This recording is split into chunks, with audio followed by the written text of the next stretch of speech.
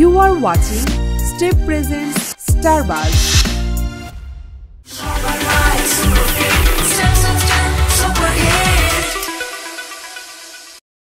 উফ hot pick আমি কিভাবে দেখাবো? বয়ফ্রেন্ড নেম, বয়ফ্রেন্ড নাই এখন আপাতত। কি বলে না, মানে লিটারেলি আমাকে এমনও হয়েছে যে আমার সিন কাট করে দিয়েছে। অ্যাকচুয়ালি তারা দে আর নট প্রফেশনাল। হ্যাঁ, যে সিনেমাটা একটা বিজনেস বা এটা একটা বিজনেস হতে পারে, বা আমি এটা এখানে বিজনেসই করতে আসছি, এই সাইকোলজি নিয়ে আসলে এই জায়গাতে কজন আছে। আমার একটা সিনেমা দরকার, মানে আমার একটা সিনেমা করতে হবে যে সিনেমাটা আসলে আসবে অদ্ভুত উত্তর, মানে তাহলে তো ভূতকে ডেকে নিয়ে আসতে হবে উত্তরগুলো দেওয়ার জন্য। মানে আচ্ছা, শুটে যাচ্ছি একটা বিষয় থাকে, যেমন আমি এখন যদি বলি আমার 30 থেকে 35টা তো হবেই কনফার্ম শুট করেছি। আমার তো মনে হয় কাজ কম। আমার জীবনে আমি যেটা পারি না সেটা আমার করার খুব ইচ্ছে থাকে। বাঁকা উত্তর, আমি পারি না। আমার কোনো ক্ষোভ নাই। ভালো লাগার জায়গা থেকে আসলে শখ করেই আসলে ছবি পাঠিয়েছিলাম। একটা ইমেজ তৈরি হয়েছে, সেই ইমেজের জায়গাটা নষ্ট হচ্ছে। আমার আসলে কোনো ডোর টু ডোর হচ্ছে কাউকে নক করতে হয়নি। অভিনয় করতে এসে অভিনয় শিখেছি, এবং যখন কাজ স্টার্ট হচ্ছে তারপরে অনেক জায়গায় হ্যাঁ সিভি পাঠাও, পোর্টফোলিও পাঠাও, ছবি জমা দিয়ে যাও, এগুলো হয়েছে। আমার ভিতরে একটা বিষয় ছিল, আমি না পারলে আমি সেটা শেখার চেষ্টা করি। আমার শেখার যে টেন্ডেন্সি, এটা আমাকে খুব ইন্সপায়ার করে কাজের ক্ষেত্রে, প্রত্যেকটা কাজের ক্ষেত্রে। হ্যালো এভরিওয়ান, স্টেপ প্রেজেন্ট স্টারবাজে আপনাদের সবাইকে ওয়েলকাম করছি। আপনাদের সাথে আছি আমি তমা রশিদ, এবং আজ আমার সাথে রয়েছে একজন জনপ্রিয় মডেল অ্যাক্ট্রেস আইরিন সুলতান আপু। তার সাথে আজ অনেক গল্প হবে, অনেক আড্ডা হবে। ওয়েলকাম, কেমন আছেন? আলহামদুলিল্লাহ, তুমি কেমন আছো? খুব ভালো আছি। আজকে খুব প্রিটি লাগছে, অন্যরকম প্রিটি। প্রত্যেকটা সময় আপনি কিরকম প্রিটি প্রিটি লাগে কেন? মানে এক একটা আউটফিটে এক এক রকম। ও, আমি তো মানে ড্রেসটা চেঞ্জ, যে যদি একই ড্রেস পরে আসতাম মনে হয় একই রকম লাগতো। নিজেকে গুছিয়ে রাখার রহস্যটা একটু আমাদেরকে দেন, কারণ আমরা সবসময় আপনাকে একই রকম দেখি। কোথায় একই রকম? একই রকম অলরেডি কত চেঞ্জেস আমার ভেতরে।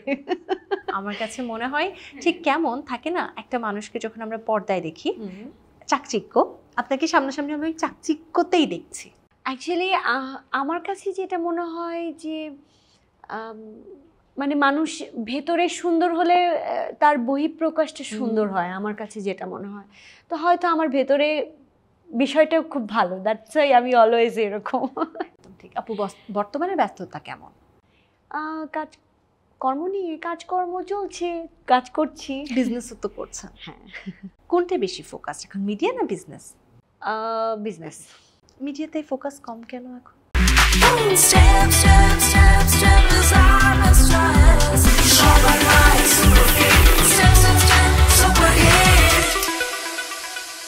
কাজ কম, তাই? আসলে কি কাজ কম? হ্যাঁ, আমার তো মনে হয় কাজ কম। কিন্তু আমরা কিন্তু অনেক কাজ দেখি চারপাশে হচ্ছে, সবাই স্ট্যাটাস দেয় আজকে অমুক শুটে যাচ্ছি।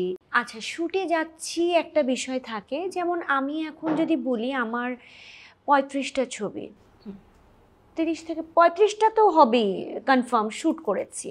আলটিমেটলি কটা রিলিজ হয়েছে? 17টা 18টা রিলিজ হয়েছে। তো এখন কাজ তো অনেক হয়। আলটিমেটলি আলো দেখে কোন সিনেমাগুলো বা কোন কন্টেন্টগুলো, সেটাও তো ইম্পর্টেন্ট। এখন কাজ হচ্ছে না যে সেটাও না, কাজ হচ্ছে, কম হচ্ছে বেশি হচ্ছে হচ্ছে, কিন্তু আমার কাছে যেটা মনে হয় সেটা হচ্ছে যে আমার কাজ কম। আমি কারোরটা বলবো না, আমার কাজ কম, দ্যাটস ওয়াই আমার বলবো যে আমার জায়গা থেকে কাজ কম। একটা জিনিস আমার মানে বারবারই মনে আসে, কখনো হয়তো প্রকাশ করা হয় না, আজকে করছি, এই যে সিনেমার জন্য কঠোর পরিশ্রম করা, কাজ করা, এবং শেষ পর্যন্ত যে সেটা মুক্তি না পাওয়া, ঠিক কোন কারণে মুক্তিগুলো পায় না? মানে একটা সাফোকেশন কাজ করে না, যে একটা কাজ করলাম মুক্তি পেল না, কারণ কাজ করার আগে তো আমরা এটা জানতে পারি না কেন মুক্তি পায় না, এবং মুক্তি না পাওয়ার কারণের পাশাপাশি নিজের সাথে নিজের ফাইটটা কী হয় তখন? কারণ থাকে আরেকটা জিনিস অ্যাড করতে চাই, একটু লং করছি। ধরুন আমি বাসায় বললাম একটা সিনেমা করছি, আমার বন্ধু মহল জানলো, পরিবার জানলো, সোশ্যাল মিডিয়াতেও হয়তো রাগঢাক করলাম, সিনেমাটা আসলো না, একটা কিন্তু মানহানির ব্যাপার। সব কিছু মিলিয়ে আর কি জানবো। এটা আমার হয়েছিল আমি যখন এই টাইম ফেজের মধ্যে দিয়ে কিন্তু আমিও গেছি। যেমনটা তুমি বললে, আমার প্রথম সিনেমা, আমি যখন প্রথম সিনেমা সাইন করি 2012 নভেম্বরে, খুব অক্টোবর অথবা নভেম্বরে আমি সাইন করি। আমি ডিসেম্বরে ফার্স্ট শুটিংয়ে যাই। আমার প্রথম ছবি যেটা আমি সাইন করেছিলাম, ছবিটার নাম হচ্ছে প্রিয়তমা আমি দাঁড়ি তুমি কমা। এবং ওই সিনেমার কোয়ার্টিস্ট ছিলেন হচ্ছে নিলয় আলমগীর। তখন ও খুব বাংলা লিঙ্ক করে খুবই ফেমাস। আর আমি যেহেতু মডেলিং করতাম, টপ মডেলদের একজন আমি ছিলাম। তো খুব স্বাভাবিকভাবে আমার ওই সিনেমার ডিরেক্টর ছিলেন একজন নতুন নিউ মেকার, পারভেজ ভাই। ওই সিনেমাটার ক্ষেত্রে এই টাইমটা আমি ফেস করেছি। কীরকম যদি বলি, সেটা হচ্ছে যে আমার এই যে মডেলিংয়ের যে সাইডটা, এই সাইডটাতে মানুষজন জানে যে আমি সিনেমা করছি।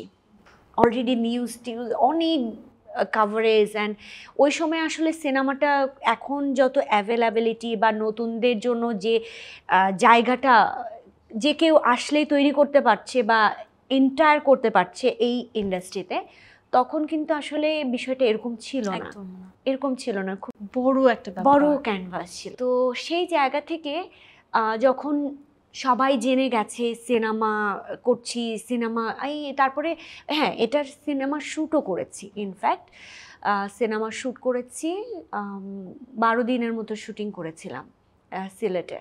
তো সিনেমাটা আজ অবধি আলোর মুখ দেখেনি, কমপ্লিটই হয় নাই আলটিমেটলি।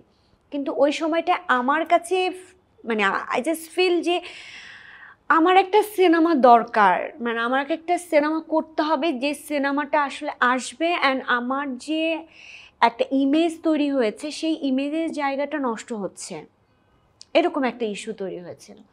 তো আমি বলবো যে যখন একটা সিনেমা মানে তোমার ওভারঅলের কোশ্চেনটার জায়গাটা হচ্ছে যে এখন যদি একটা সিনেমার রাগঢাক করে না আসে, তখন কিন্তু আর কেউ জাস্টিফাই করতে যায় না। কিন্তু স্টার্টিং অফ মাই ক্যারিয়ার তখন কিন্তু অনেকে জাস্টিফাই, অনেক বড় বিষয় ছিল। তখন মানুষ জাস্টিফাই করতো, ডিফারেন্ট অ্যাঙ্গেলে কথা বলতো, যেটা আসলে রিসিভ করাটা ভীষণ টাফ ছিল। ডিরেক্টরের উপরে নির্ভর করে একটা সিনেমা করছি, সাইন করছি, এবং সেই জায়গা থেকে আশা কি থাকে যে আমার এক্সপেকটেশনের জায়গাটা এরকম থাকে যে আমি যাদের জন্য আসলে সিনেমাগুলো করছি সেই পর্যন্ত আসলে অডিয়েন্স, আমার আলটিমেট এক্সপেকটেশন আমার কাজটা অডিয়েন্স দেখবে, এই একটা কাজের মূল্যায়নে। আমি যেহেতু ইন্ডিপেন্ডেন্ট আর্টিস্ট, মানে আমি ফ্রিল্যান্স ওয়ার্কার, আমি বলবো ফ্রিল্যান্স আর্টিস্ট। সো ফ্রিল্যান্স আর্টিস্টের ক্ষেত্রে হয় কি, মানে একটা কাজ দেখে আরও দুটো কাজ আসে। হ্যাঁ, কারণ এই জায়গাটাই এরকম। তো হয় কি, যখন তোমার এরকম একটা কাজ আসে না, স্টাক হয়ে থাকে, তখন কিন্তু আমার ক্যারিয়ারের সাথে সাথে আমার যে কাজটুকু আমি করেছি সেটারও অবমূল্যায়ন হয়, সম্ভাবনাগুলো নষ্ট হয়ে যায়। এবং আমি এই সময়ে একটা কাজ করলাম, সেই কাজটা যদি 2-3 বছর পরে আসে, ওই সময়ের ওই প্রেক্ষাপট, ওই সমস্ত কিছু কি মানে 2-3 বছর আগেকার কোনো কাজ ওইটার সাথে কোপ আপ করতে পারবে না। এইভাবে আসলে হয় কি, কাজের জায়গাটা, ফোকাসটা হয়তো বা নষ্ট হয় না, বাট মন থেকে আসলে ওই ভালো লাগার জায়গাটা হয়তো ধীরে ধীরে মরে যায় আর কি। তার মানে ইন্ডাস্ট্রি নিয়ে বেশ কষ্ট, ক্ষোভ, রাগ আছে আপনার? ইন্ডাস্ট্রি নিয়ে ক্ষোভ রাগ নেই অ্যাকচুয়ালি। মানে যে ইন্ডাস্ট্রিতে প্রফেশনাল কোনো প্রোডাকশন হাউসই নেই, আমি রাগ করবোটা কার উপরে, ক্ষোভটা দেখাবো কাকে? হ্যাঁ, আমি বলছি এটা আমার সেকেন্ড ফ্যামিলি। আমার ফ্যামিলির বাইরে আমার যদি কোনো ফ্যামিলিতে আমি সময় দিয়ে থাকি, ঘুম থেকে উঠে 24 ঘন্টা, সেটা হলো আমার এই ইন্ডাস্ট্রি। তো ইন্ডাস্ট্রিতে যেটা হয়, কোন মানুষগুলোর উপর আমি আসলে ক্ষোভ দেখাবো? সেই মানুষগুলোও তো আজকে কাজ করতে পারছে না, বা কাজ করার স্কোপটা নাই। এবং তারা যে পারছে না, মানে সব সাইড থেকে, মানে একটা প্রফেশনাল প্রডিউসার নেই, মানে সব থেকে স্ট্রং পয়েন্ট যেটা হাউস থাকতে হয় প্রত্যেকটা দেশেই। যে দেশগুলোতে আসলে ফিল্ম মেকিং হয়, প্রত্যেকটা দেশেই আসলে প্রোডাকশন হাউস আছে, যে আমি এই প্রোডাকশন হাউসে আমি আমার সিভিটা ড্রপ করতে পারি, যে আমি এই কাজ করেছি, আমার কাজের ভিডিও ক্লিপস আমি অ্যাড করে আমি সাবমিট করতে পারি। তো সেক্ষেত্রে হবে কি, আমার কাজটা দেখে আমাকে যদি কোনো ক্যারেক্টারের মনে হয় যে না আমাকে ক্যারেক্টার নিতে পারে, তখন কিন্তু আমাকে কল করবে, অডিশনের একটা প্রসেস থাকবে। বাট দেখো এখানে কিন্তু ওই ধরনের কোনো প্রোডাকশন হাউসই তুমি বলতে পারবে না। ট্রু। হ্যাঁ, তো যদি তুমি বলতে পারো আমি জানি না, বাট আসলে নেই, তেমন কিছু নেই। অনেক আর্টিস্টরা হয়তো নিজেরা একটা প্রোডাকশন হাউস খুলে নিজেদের জন্য করছে, এবং এমনও হয় যে আর্টিস্টরা প্রোডিউসার নিয়ে এসে দেন হচ্ছে আই এম সরি যেহেতু এটা হচ্ছে, হ্যাঁ যেটা হচ্ছে সেটাই আমি বলছি আর কি। আর্টিস্টরা প্রোডিউসার নিয়ে আসছেন, অথবা ডিরেক্টররা প্রোডিউসার খুব কষ্টে বুঝিয়ে সুঝিয়ে নিয়ে এসে একটা সিনেমা করছেন। অ্যাকচুয়ালি তারা দে আর নট প্রফেশনাল। হ্যাঁ, যে সিনেমাটা একটা বিজনেস, বা এটা একটা বিজনেস হতে পারে, বা আমি এখানে বিজনেসই করতে আসছি, এই সাইকোলজি নিয়ে আসলে এই জায়গাতে কজন আছে। সো আমি আসলে ক্ষোভটা কাদের উপরে দেখাবো, আমার কোনো ক্ষোভ নাই, আই এম ফাইন। এবার আমরা খুব মজার একটা সেগমেন্টে যাবো, অদ্ভুত রে।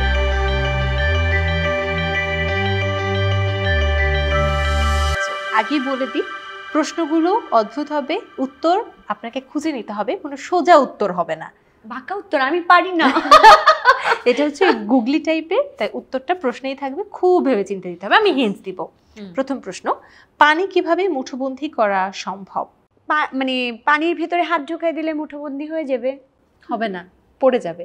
না, পানির ভেতরে হাত ঢুকিয়ে আপনি সাথে সাথে দেখবেন যে ভেতরে কিছু নেই। ও কিছু নাই? হ্যাঁ, কিন্তু পানিটা থাকবে হাতের ভেতরে। হাতের ভেতরে কিভাবে থাকবে? আপনি একটু চিন্তা করুন, পানি কতগুলো ফরম্যাটে সাজানো যায়। বরফ হলে তো হাতে নিতে পারবে। বরফ। পরের প্রশ্ন, ডিভোর্সের মূল কারণ কি? একসাথে থাকতে পারছে না দুটো মানুষ। প্রশ্নের উত্তর ওটা তো ডিফারেন্ট। হ্যাঁ, আমি বললাম না অদ্ভুত উত্তর হবে। অদ্ভুত উত্তর মানে তাহলে তো ভূতকে ডেকে নিয়ে আসতে হবে উত্তরগুলো দেওয়ার জন্য। মানে এটা খুবই ডিভোর্সের মূল কারণ, সবার একটাই কারণ থাকে, কারণ ডিভোর্স চায় তাই না? তাহলে সবার একটা কারণেই, মূল কারণটা একটাই থাকে, ডিভোর্স তো চায়, বাট ওই একটা কারণ হয়, তারপরে অনেক ঘটনা ঘটে, সেই ঘটনার প্রেক্ষিতে কেউ না কেউ ডিভোর্স চায়। এটা তো খুব টাফ। আল্লাহ, আমি কিভাবে বলবো ডিভোর্স কেন চায়? তো অনেক রিজন থাকতে পারে। চায় না, ডিভোর্সের মূল কারণটা কি? ও মূল কারণ, ডিভোর্সের মূল কারণ আমার উত্তর বলে দিতে ইচ্ছে করছে, বলে দেবো? হ্যাঁ বলো। আচ্ছা, এই একটা আমি বলে দিই। হ্যাঁ। উত্তরটা খুবই মজার, বিয়ে। বিয়ে না করলে তো ডিভোর্সের কোনো প্রশ্ন ওঠে না। তো এটা মূল কারণ, যে বিয়েটাই সবকিছু নষ্টের মূলে। ওকে, পরের অদ্ভুত প্রশ্ন, কোন জিনিস ডোবে কিন্তু ভিজে না? কুচু পাতা। তাই? হ্যাঁ। ভিজে না? না, আমার জানা ছিল না। এটা ব্যতীত অন্য কিছু? পানিতে ডুবে না, ডুবে কিন্তু ভিজে না। ভিজে না, হ্যাঁ তাই তো, সেজন্যই তো কচু পাতা বললাম। কচু পাতা ভিজে না? আপনার উপরে এক ড্রপ পানি দিলে পানিটা কিন্তু থাকে। পানিটা সোক করে না, ভিজে না। সোক না করুক, উপরে তো পানিটা না গড়িয়ে যায়। আচ্ছা, ওটা বাদে, এটা এমন একটা জিনিস যেটাতে পানিটা ঠেকেই না। আচ্ছা, আরো স্পেসিফিক, জিনিসটা ডোবে, পানি তার শরীরে লাগেই না। ব্যাং? না, ব্যাঙের শরীরে তো পানি লাগে। ও আচ্ছা, লাগে। সে ফিল করতে তো পারে এটা ওয়াটার, বাট এমন জিনিস এটা পানি। তুমি আমাকে গুগলি বানাই দিচ্ছ পুরো। গুগলি। আচ্ছা, আমি একটা হিন্ট দিই, এটা প্রতিদিন পানিতে ডুবে। প্রতিদিন পানিতে? প্রতি সন্ধ্যায় পানিতে ডুবে। প্রতিদিন না, প্রতি সন্ধ্যায় পানিতে ডুবে, আবার সকালে পানি থেকে উঠে যায়। লোটাস, শাপলা। সন্ধ্যায় পানিতে ডুবে। ও সূর্য হয়েছে। পরের প্রশ্ন, কি কাটলে বড় হয়? কি? নখ কাটলে ছোট হয়, এটা কাটলে যত কাটবেন তত বড় হবে। পুকুর। ট্যালেন্টেড। লাস্ট কোয়েশ্চেন, মিথ্যাবাদী আর রাজনৈতিক নেতাদের পার্থক্য কি? মিথ্যাবাদী আর রাজনৈতিক নেতাদের ভেতরে পার্থক্য কি? কোনো পার্থক্য নেই। আছে, কোনো পার্থক্য নেই। অবশ্য উত্তরটা আরো লজ্জাজনক। সিরিয়াসলি? হ্যাঁ। মিথ্যাবাদী এবং রাজনৈতিক নেতাদের ভিতরে কোনো পার্থক্য নেই? না, পার্থক্যটা কি? ও পার্থক্যটা কি? দুজনরাই হচ্ছে মিথ্যা কথা বলে। একটা পার্থক্য তো আছে, মিথ্যা প্রতিশ্রুতি দেয়, এরকম কিছু? মিথ্যাবাদী তো মিথ্যাবাদী, রাজনৈতিক নেতা। এখন এই দুজনের মধ্যে একটা পার্থক্য আছে, একটা সূক্ষ্ম পার্থক্য আপনি বলতে না পারলে আমি বলে দেবো ফস করে। আমার বলতে ইচ্ছা- প্লিজ বলে ফেলো। সকল মিথ্যাবাদী রাজনৈতিক নেতা নয়, কিন্তু সকল মিথ্যাবাদী। থাক, এই ধাঁধার জন্য পরে দেখা যাবে আপনি আমি জেলে, হতেই পারে। পাশাপাশি। আমি একটু ফুডি পার্সন, না খেয়ে থাকতে পারবো না, আগে বলে দিচ্ছি আমাকে জেলে নিলে একটু ভালো খাবার দিয়ে না। ওকে, যাক, অদ্ভুত প্রশ্ন শেষ। এবার একটু আসি মিডিয়া অঙ্গ নিয়ে।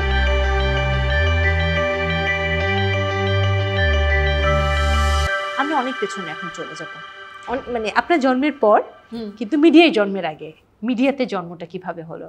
মিডিয়াতে কাজ করা শুরু হয়েছে 2008-এ। তখন আমি অনেক পিচ্ছি। 2008-এ আমি তখন ইউনিভার্সিটি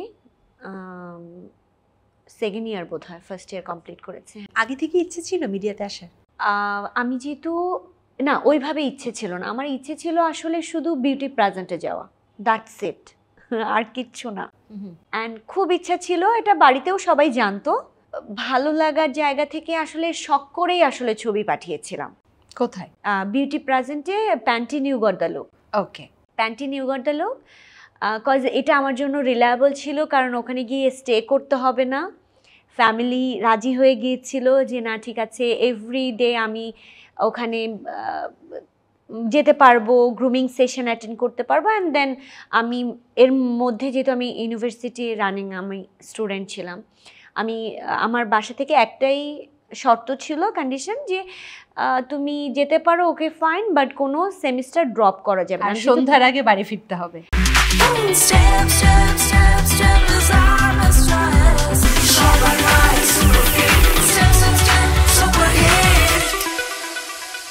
না, সন্ধ্যার আগে বাড়ি ফিরতে হবে এমনটা না, বাট বাড়ি ফিরতে ফিরতে দেখা যেত প্রায় 9টা বেজে গেছে, 9টা-10টা বেজে যেত। বাট বাসায় ফিরতে হবে। বাসায় ফিরতে হবে। আর 2 নাম্বার কন্ডিশন ছিল যে কোনো সেমিস্টার ড্রপ করা যাবে না। আর তো আমি বলেছিলাম যে ওকে ফাইন, আমার কোনো সমস্যা নেই, কজ হচ্ছে আমি ওদেরকে বলে নিয়েছিলাম যে আমাকে এক্সামের সময় ছাড়তে হবে, দ্যাটস ইট, ক্লাস আমি ম্যানেজ করে নিব। ক্লাসে যেহেতু অ্যাটেন্ডেন্সে মার্ক ছিল, ওকে ফাইন, একটা সেমিস্টার কি আর হবে, এইভাবে করে ভাবলাম যে আচ্ছা ঠিক আছে, একটু ম্যানেজ করে নিয়ে নেব। তো এরপরে আসলে panty new got the look থেকে আমি টাইটেল উইনার হই, ওখানকার বেস্ট স্মাইল টাইটেল উইনার হই। এবং তারপর থেকেই আসলে সাডেনলি আমার কাছে মডেলিংয়ের কাজ আসবে, মানে যে কাজগুলো আমার কাছে এসছে, আমি আসলে কারো অবধি যেতে হয়নি। ওই সময় তো প্যাজেন্টের আলাদা একটা ক্রেজ ছিল, বের হওয়ার সাথে সাথে সবাই মুখিয়ে থাকতো কে হবে স্টার। হ্যাঁ, মানে ওখান থেকে আমরা যে 5 জনেই বেরিয়েছি মোটামুটি সবাই তখন আর কি মোটামুটি। আর আমি ওই সময় মডেলিংয়ে, মানে আমার কাছে প্রচুর কাজ এসছে আলহামদুলিল্লাহ, যেটার জন্য আমি বলি। এবং আলহামদুলিল্লাহ এতটুকু বলি যে আমার আসলে কোনো ডোর টু ডোর হচ্ছে কাউকে নক করতে হয়নি। যে হ্যাঁ, সিভি, তখন তো সিভি দিতে হতো, পোর্টফোলিও দিতে হতো, পোর্টফোলিও এবং পিকচার সাবমিট করতে হতো যে কোনো কাজের ক্ষেত্রে। তো সেই থেকে আসলে কাজ করাটা শুরু। এবং যখন কাজ স্টার্ট হয়েছে, তারপরে অনেক জায়গায় হ্যাঁ সিভি পাঠাও, পোর্টফোলিও পাঠাও, ছবি জমা দিয়ে যাও, এইগুলো হয়েছে। আচ্ছা, এভাবে আস্তে আস্তে আসলে কাজে ঢুকে যাওয়া। যদি সেই গ্রুমিংয়ের টাইমটুকু বলি, তাহলে তো সেটার অনেক মেমোরিজ আছে নিশ্চয়ই। কি কি শিখেছিলেন ওখানে? নাচ শিখেছি, ক্যাটক শিখেছি, ফটো সেশন শিখেছি, মানে ক্যামেরায় কিভাবে পোজ করতে হয় সেটা শিখেছি, নিজেকে কিভাবে প্রেজেন্টেবল ওয়েতে নিয়ে আসতে হয়, প্রেজেন্ট করতে হয় সেটা শিখেছি। তারপরে কিভাবে কথা বলতে হয় সেটা শিখেছি, কিভাবে বসতে হয় সেটা শিখেছি, ক্যামেরার সামনে কিভাবে কাজ করতে হয় অ্যাকচুয়ালি সবটাই শেখা হয়েছে। কয় মাসের ট্রেনিং ছিল? 2 মাস। কখনো এমন হয়েছে মনে হয়েছে যে আর হয়তো কন্টিনিউ করতে পারবো না, বা খুব বকা খেয়েছেন, কান্না পেয়েছে? হ্যাঁ, এরকম হয়েছে। ইনফ্যাক্ট আমার ভিতরে একটা বিষয় ছিল, আমি না পারলে আমি সেটা শেখার চেষ্টা করি। আচ্ছা। এবং বকাও খাই। ইভেন অভিনয়টাও সিমিলার, মানে অভিনয় পারতাম না, কিন্তু অভিনয়ে এসে বকা খেয়ে খেয়ে লিটারেলি বকা, মানে কি হিউজ বকা খাইছি আফসানা মিমির। মানে মিমি আপা, আমি যদি বলি আমার অভিনয়ের হাতে খড়ি কার কাছে, মিমি আপা। কি বলে বকা দিত?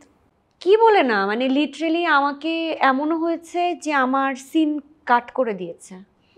অনেক বড় বকা এটা হ্যাঁ আসলে। হ্যাঁ, বলছে যে না এই সিন আমি করব না, এটা আমি ফেলে দিয়েছি, করবই না, এটাও হয়েছে।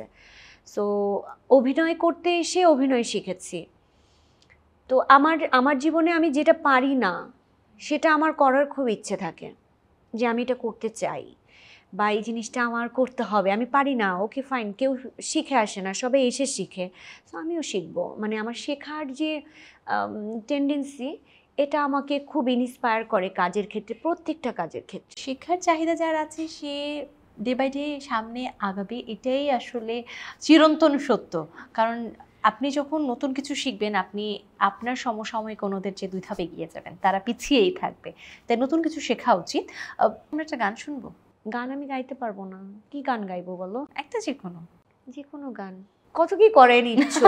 উফ, আচ্ছা না, কি রান্না বান্না করাচ্ছি না, রান্না বান্নাটা করাও, কারণ এটা আমি খুব প্যাশনেট সাথে করি, মানে খুব প্যাশন নিয়ে আমি রান্না করি।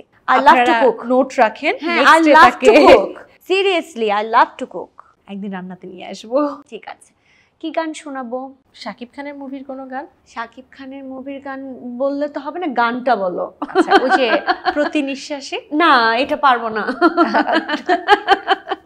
তাহলে তো আইটেম সং মুখে আসবে, বাট ওটা তো গাওয়াটা একটু টাফ। না, বালাম ভাই এত ভালো সুন্দর গান করছে, কোনাল আপু, যে ওনাদের পাশে এই গান গাইলে পুরো আমি ইয়া হয়ে যাব, রেড মার্ক রেড মার্ক হয়ে যাব, সব উঠে মানুষজন চলে যাবে, কেউ যাবে না। আমার সাডেনলি যদি আমাকে বলো না কোনো কিছু করতে, আমি ব্ল্যাঙ্ক হয়ে যাই। এটাই তো সাডেনলি করার মজা। সিরিয়াসলি মনে পড়ছে না, একটা গান বলে সেটাই গাই না, আমাকে হেল্প করো। আমার বন্ধু গো, ও মৌসুমী ম্যাডাম এন্ড সালমান শাহ। আচ্ছা, ও আমার বন্ধু গো, চিরসাথী চলার, তোমারই জন্য গড়েছি আমি মঞ্জিল ভালোবাসা। এই তো শেষ, সুন্দর হয়ে গেছে। হ্যাঁ, এবার একটা মজার গেম সেগমেন্টে যাবো।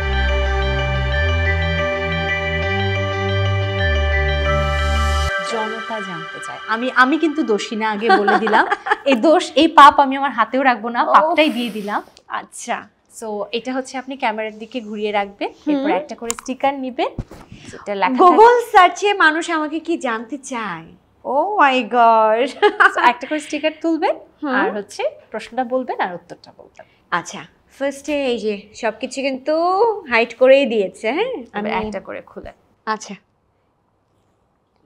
কি আসছে আমি আসলে জানি না। আমি বলছি, আইরিন সুলতানা এইজ 88, আমার উইকিপিডিয়াতে দেওয়া আছে 88, 4th সেপ্টেম্বর।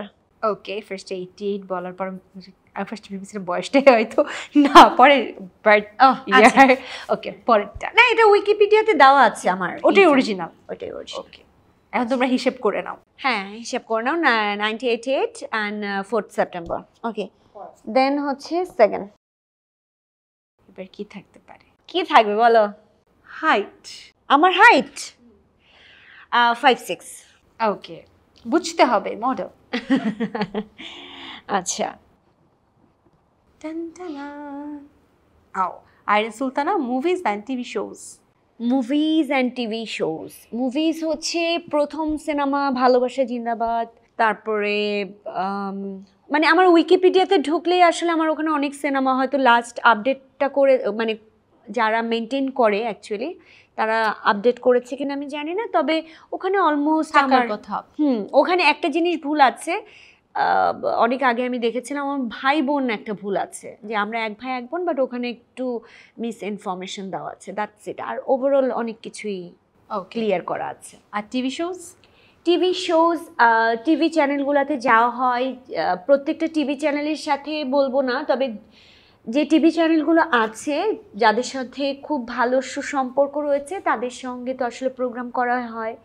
তো এছাড়া হচ্ছে এখন তো যেহেতু মানে অনলাইন প্ল্যাটফর্ম আছে, তো অনেক অনলাইন প্ল্যাটফর্মেও আসলে প্রোগ্রাম করতে যাওয়া হয়। ওকে, আনসার পেয়ে গেছেন আপনারা। পরের টাইপে আইরিন সুলতানা হটপিক। ওফ, হটপিক আমি কিভাবে দেখাবো? গুগলে সার্চ করে নাও। গুগলে সার্চ করলেই দেখতে পাবেন হট পিক।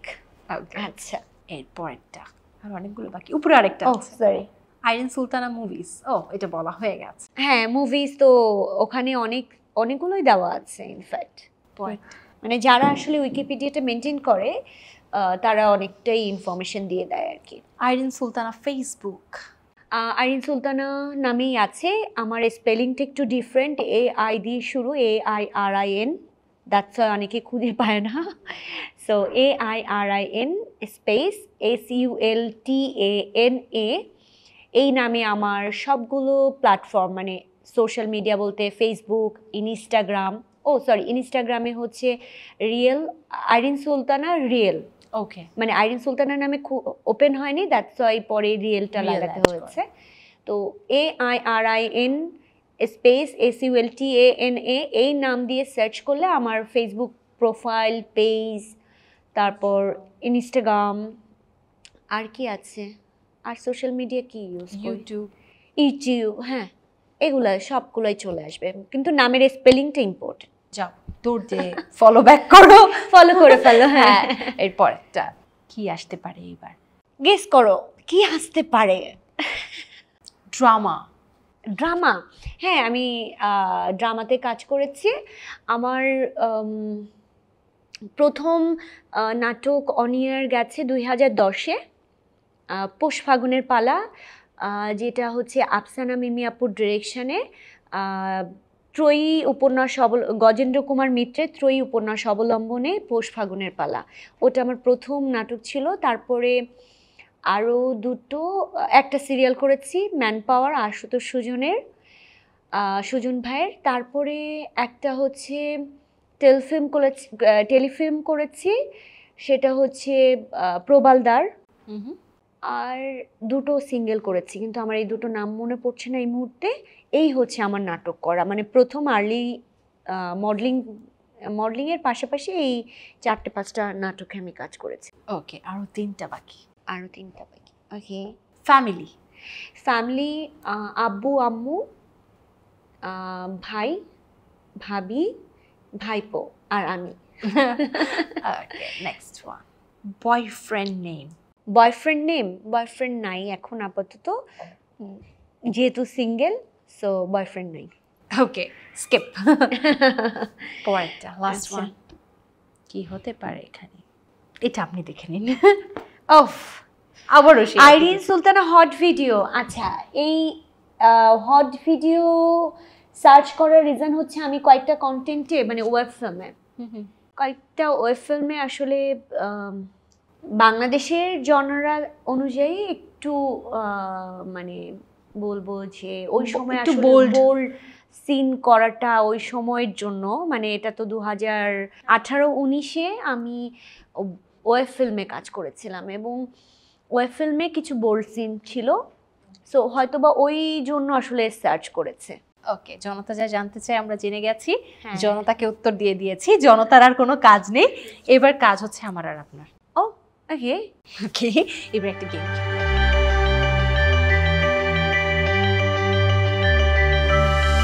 কি গেম খেলবো? মজার গেম। এত গেম কেন খেলবো? আমি ঠাকুমার ঝুড়ি নিয়ে এসেছি। আচ্ছা, বাট এখানে মজার গল্প নেই, এখানে আছে বল। এইবার এই যে আমি কষ্ট করে এই বল থেকে বলগুলো ঝুড়িতে দিলাম, এখন কষ্ট আপনাকে করাবো। এবার বলগুলো ঝুড়িতে একটা ড্রপ দিবেন, টেবিলে দিয়ে ফেলবেন। এখানে ড্রপ করে ওখানে থাকবে। ওকে, পারবেন মনে হচ্ছে।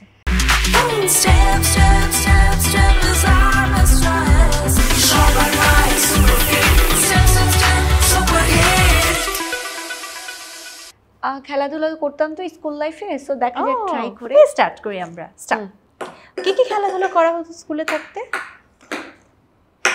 স্কুলে থাকতে ইয়ারলি যখন থাকতো, যদিও একটু হয়ে আমার খেলা উচিত, যেহেতু এটা খেলা না। আমরা কথা বলতে বলতে খেলি, খেলে। আচ্ছা, স্কুলে হচ্ছে সব মানে ইয়ারলি কথা বলতে বলতে ইয়ারলি প্রোগ্রাম হয় না, যে ব্যাডমিন্টন, দৌড়, তারপর হচ্ছে তারপরে কি বলে Cricket, ব্যাডমিন্টন, ওই যে ঝুল আচ্ছা, বিস্কিট বিস্কিট দৌড়, দৌড়। হ্যাঁ। তারপরে হচ্ছে নাটক নাটক করেছি স্কুলে, অ্যান্ড দেন লাইক অনেক অ্যাক্টিভ। অনেক অ্যাক্টিভ। আমি স্কাউট করতাম ইনফ্যাক্ট। সো স্কুল লাইফ থেকে আমি একটু এই টাইপের চঞ্চল বলতে ওই চঞ্চল না, মানে খেলাধুলা করা, এটা করা ওটা করা, বিভিন্ন অ্যাটেন্ড করা, প্রোগ্রাম অ্যাটেন্ড করা। ছোটবেলায় হচ্ছে গান করতাম, তারপরে আঁকাআঁকি করতাম। সো ভ্যারাইটি অফ অ্যাক্টিভিটি করতাম। আমাদের সময় তো আসলে এগুলাই ছিল। সো ছোটবেলা এভাবেই কেটেছে। দ্যাটস ওয়াই এই যে 4-5টা ঢুকছে আর কি বল, না হলে মনে হয় এই যে বেশ এগুলো ভালো করেছেন, বেশ ভালো। 7টা বল। দীর্ঘ সময় একটা আলোচনা করছি, এই শেষ প্রান্তে এসে ভবিষ্যৎ পরিকল্পনা সম্পর্কে জানতে চাই।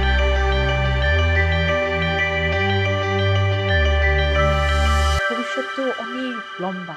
দেখো, আমি ভবিষ্যৎ নিয়ে কখনোই প্ল্যানিং করি না। আজকে আমি বেঁচে আছি, আলহামদুলিল্লাহ, আলহামদুলিল্লাহ এন্ড আলহামদুলিল্লাহ। আমার ভবিষ্যৎ কোনো পরিকল্পনা নেই। তবে আমার যেটা হয় সেটা হচ্ছে, আমি যদি বেঁচে থাকি আমি বিশ্ব ঘুরতে চাই, খুব নিজের পয়সায়, সেটা নিজে ইনকাম করে আমি বিশ্ব ঘুরতে চাই। It's my dream. নিশ্চয়ই একদিন সফল হবে। এবং এই যে বিশ্ব ঘুরবেন, হ্যাঁ, বিশ্ব ঘোরার সময় একটা জিনিসের প্রয়োজন হবে, সেই জিনিসটা আমি আজ উপহার দিতে চাই। বাও, দাও। গিফট পেলে ভালোই লাগে। ওকে, দিচ্ছি। সেটা হচ্ছে কমফোর্টেবল শু। বিকজ আপনি যখন দেশ বিদেশে ঘুরবেন আপনার অনেক দৌড়াদৌড়ি করতে হবে, তাই স্টেপের পক্ষ থেকে একটা আকর্ষণীয় gift hamper. Okay, thank you. Welcome. Thank you. এই শেষ প্রান্তে দর্শকদের কিছু বলতে চান?